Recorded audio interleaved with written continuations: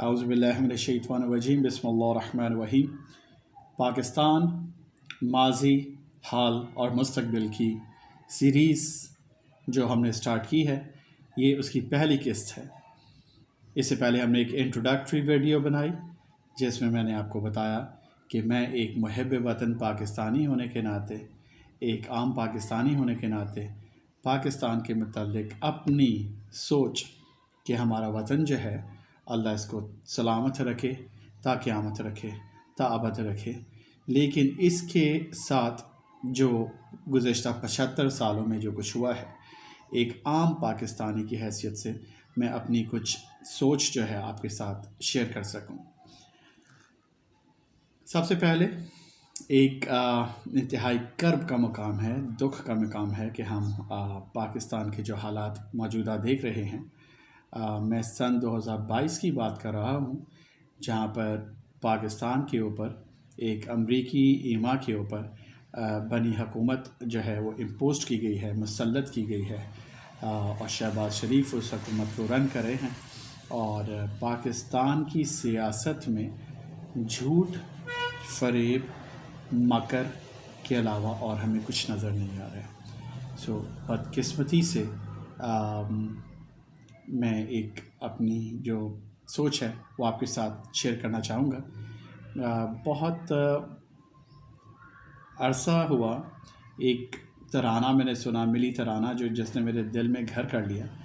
اس کے کچھ الفاظ ایسے تھے، بہت سے اور پاکستانی جو ہے میری بات سے ایگری کریں گے۔ اس کے الفاظ ایسے تھے کہ وہ لٹرلی دل میں کھبنے والے تھے کسی بھی پاکستانی کے، اور الفاظ کچھ یہ تھے: ہم لائے ہیں طوفان سے کشتی نکال کے، اس ملک کو رکھنا میرے بچوں سنبھال کے۔ اسی کے کچھ الفاظ آگے جا کے ایسے تھے: اللہ اکبر، کہاں پر ہم سٹارٹ ہوئے تھے اور کہاں پر آ گئے۔ دنیا کی سیاست کے عجب رنگ ہے نیارے، چلنا ہے مگر تم کو تو قرآن کے سہارے۔ تو بیسکلی اس میں میسج کچھ ایسے کنوے کیا گیا تھا کہ ہماری ریاست کو قرآن کے سہارے چلنا ہے۔ ہمیں دنیا کی سیاست میں نہ تو رنگینیاں سمیٹنی ہیں، یا نہ ہی اس دنیا کی سیاست میں جو خرافات ہیں ان کو اپنانا ہے۔ ہمیں اپنی ریاست کو قرآن کے سہارے لے کر چلنا ہے۔ تو اس کا مطلب ہے کہ کس قدر عظیم الشان موٹو تھا پاکستان بننے کا یا بنانے والوں کا۔ لیکن بدقسمتی سے ابھی ایسا ہے کہ ہماری سیاست کے جتنے دریچے ہیں، جن کو اگر آپ پلٹتے جائیں تو زیادہ آپ کو ایسا لگتا ہے کہ ابلیس کے بتائے ہوئے راستے پر چلتے ہوئے ہمارے جو سیاستدان ہیں، وہ اس قدر مکر اور فریب، اس قدر جعل سازی میں مبتلا ہیں کہ انہوں نے پوری قوم کو سچ اور جھوٹ میں فرق جو ہے جاننے اور اس کو سمجھنے کے قابل نہیں چھوڑا۔ اتنا جھوٹ بولا جا رہا ہے کہ جھوٹ اور سچ میں فرق جو ہے معلوم نہیں ہوتا ہے کہ سچا کون ہے اور جھوٹا کون ہے۔ ہمارے وزراء جو ہیں، ہر روز اگر آپ ٹی وی لگا لیجئے، اگر آپ کا اتنا دل جگرا ہے کہ آپ ٹی وی سن سکتے ہیں اور ان کے جھوٹ کو ہضم کر سکتے ہیں، تو ایک کے بعد دوسری پریس کانفرنس، دوسری کے بعد تیسری پریس کانفرنس، اور عوام کو وہ جعل سازی میں مبتلا کر رہے ہیں۔ اس طریقے سے عوام کو اپنے جال میں، اپنے بھنور میں لے کر آ رہے ہیں، اور اس قوم کی نیا کو بہا رہے ہیں۔ تو جو بھی اہل دل ہیں میری طرح کے، انہوں نے تو ٹی وی کا مکمل بائیکاٹ کر دیا۔ ہم تو ٹی وی دیکھ نہیں سکتے، تاکہ اگر آپ دیکھتے ہیں تو آپ کی صحت جو ہے وہ خراب ہونے کا اندیشہ ہے۔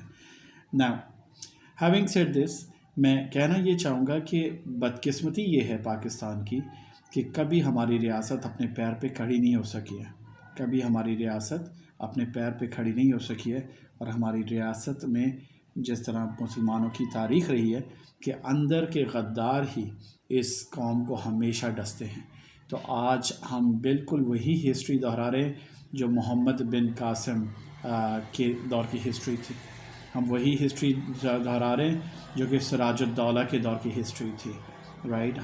ہمارے ابھی بھی غدار اسی قسم کے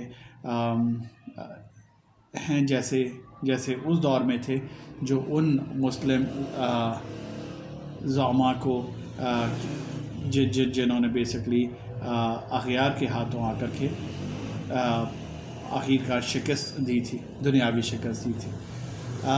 بدقسمتی یہ ہے، لیکن پھر بھی دجالی نظام ایسا بن چکا ہے کہ جو جھوٹے ہیں وہ اس قدر صفائی سے جھوٹ بولتے ہیں اور اس قدر تواتر سے جھوٹ بولتے ہیں کہ قوم کا ایک حصہ جو ہے وہ ان کے جھوٹ کو سچ سمجھنے لگ جاتا ہے، اور جو بہتر ہیں یا جو سچے ہیں ان کو وہ بیسکلی جھوٹے گردانتے ہیں، اور اتنی تواتر سے گردانتے ہیں کہ کئی لوگ ان کے ہم نوا بن جاتے ہیں اور ان کی بات میں آ جاتے ہیں۔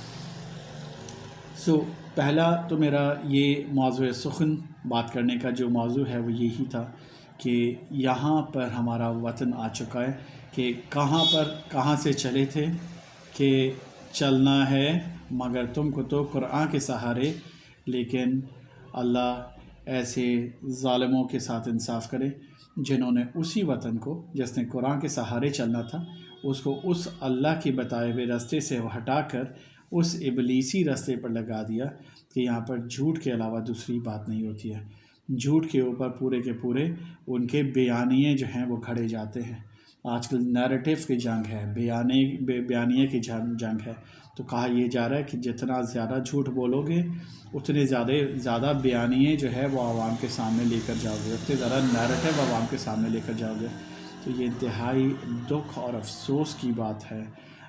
اس میں پورے پاکستان کا جو اس وقت رول ہے، پاکستانیوں کا رول ہے، وہ یہی ہے کہ ہم سچ اور جھوٹ میں فرق کو جانچیں، محسوس کریں اور اللہ کے بتائے ہوئے راستے پر رہیں، یعنی سچے راستے پر رہیں، اور جو سچ ہے مکمل طور پہ دل و جان کے ساتھ اس کے ساتھ ہم نوا ہو جائیں اور سچ کا ساتھ دیں، اور جھوٹ کو، فریب کو، دغا بازوں کو اور ان کے فریبوں کو اپنے معاشرے سے مکمل طور پہ نکال باہر کریں۔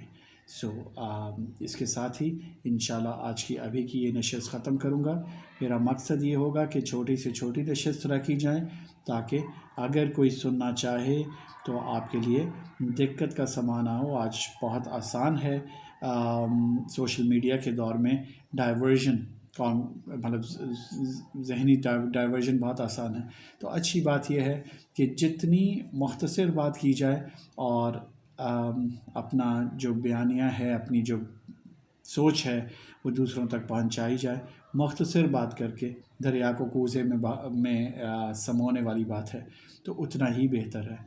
بہت زیادہ کسی کے پاس وقت نہیں ہے کہ وہ ایک ہی پلیٹ فارم پہ، ایک ہی جگہ پہ کسی کو سنیں، تو جتنا زیادہ سچ کی پروپیگیشن ہو سکے چھوٹے انٹرولز میں، تاکہ لوگوں کے لیے سننا اور اس کو سمجھنا آسان ہو، اس پہ غور و فکر کرنا آسان ہو، اتنا ہی بہتر ہے۔ انشاءاللہ تعالیٰ آپ سے مزید نشستوں میں بات ہوتی رہے گی۔ اپنا خیال رکھیے۔ اللہ حافظ و ناصر۔